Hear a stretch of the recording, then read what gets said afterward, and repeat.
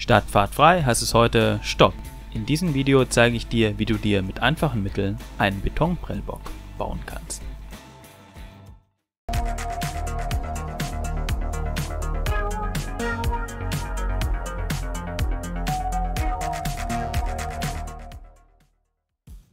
Liebe Modellbahnfreunde aus Ost und West, auf unseren Anlagen sehen wir die Züge gerne rollen. Doch was einmal, wenn sie abgestellt werden müssen? Um das Ende eines Gleises klar zu markieren und betriebssicher zu gestalten, bedarf es eines Prellbocks. Im besten Fall. Zu DDR-Zeiten konnten die Spur-N-Bahner aus einem Sortiment von 3 Standard-Prellböcken aussuchen. Ein frühes Standardmodell zeige ich euch hier. Es handelt sich um einen Prellbock, der direkt auf das Gleis aufgesetzt worden war. Der Körper besteht aus Holz, die Textur ist aus Modellstreu und Sand gefertigt und die Puffer vorne aus Metall.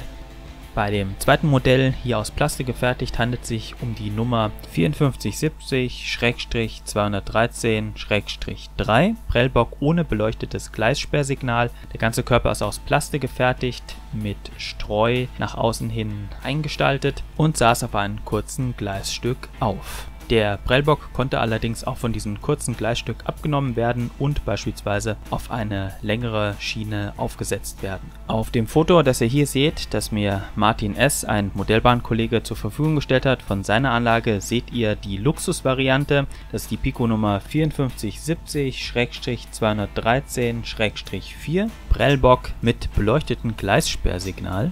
Dem aufmerksamen Zuschauer ist selbstverständlich aufgefallen, dass es sich bei meinem Modell um den normalen Prellbock ohne das Gleissperrsignal handelt. Nimmt man allerdings den Unterboden ab, sieht man eine Halterung, die der Aufnahme einer Glühbirne dient. Diese beleuchtet inwendig das Gleissperrsignal. Ansonsten ist Aufbau und Verarbeitung gleich, weil es aus Plastik gefertigt, eingehüllt mit Modellstreu und Sand. 2 dieser Standard-Prellböcke habe ich bereits auf meiner Anlage verarbeitet. Hier zum einen das ältere Modell mit dem umgebenden Müllhaufen linker Hand, hier noch einmal im Bild zu sehen, und davor war zu sehen der etwas ältere, gänzlich aus Plastik gefertigt. Wir machen ein gutes Bild, aber ich wollte mir dann doch einen eigenen Betonprellbock bauen. Der heutige Musiktipp entstammt der Platte Computerkarriere der Band Pudis aus dem Jahr 1983. Passend zum heutigen Prellbock-Thema das Lied Stopp, Baby, Stopp. Als Grundwerkstoff unserer Bastelei dient uns Hartschaum.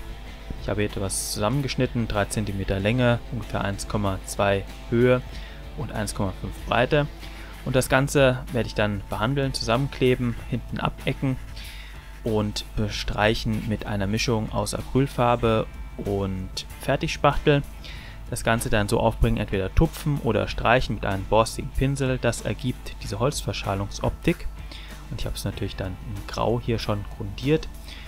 Einmal drumherum anstreichen, punkten, die Technik immer ein bisschen anpassen, damit es möglichst variabel und bunt aussieht.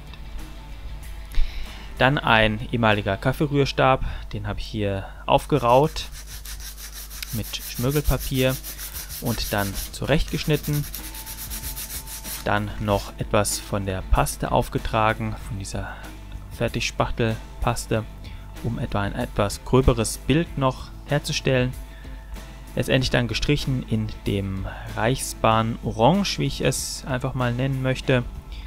Diese Bohle dann hinten angefügt, angeklebt, fixiert und so dann im nächsten Schritt ein Gleissperrzeichen gemalt auf Pappe mit einem Filzstift, ganz einfach gemacht, dann aufgeklebt. Das ist die Grundstruktur, so sieht der Block dann aus.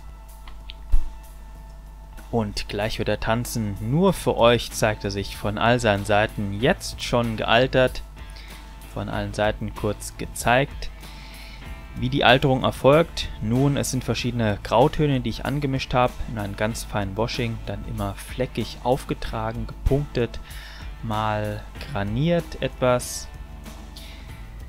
Und diese ja, Ausblühung, diese Schlieren natürlich, Salpeter-Ausblühung nicht vergessen. Das ist ja schließlich ein etwas älterer Block. Nach der Alterung hat der Betonprellbock seinen finalen Standort gefunden, direkt neben dem Güterschuppen. Die alte Schönheit fügt sich noch weiter in die Landschaft ein, wenn man Moos, Pflock etc. vor, neben und auch obendrauf noch fixiert. Überhaupt ist das Ergebnis für diese kleine Bastelei doch überraschend gut. Auch der Rangierer ist mit dem Ergebnis zufrieden, die Abnahme ist erfolgt und nunmehr kann der Prellbock seinen bahnbetrieblichen Zweck dienen. Vielleicht habe ich euch mit meiner kleinen Bastelei auf Ideen gebracht, ihr versucht es selbst oder wandelt es ab.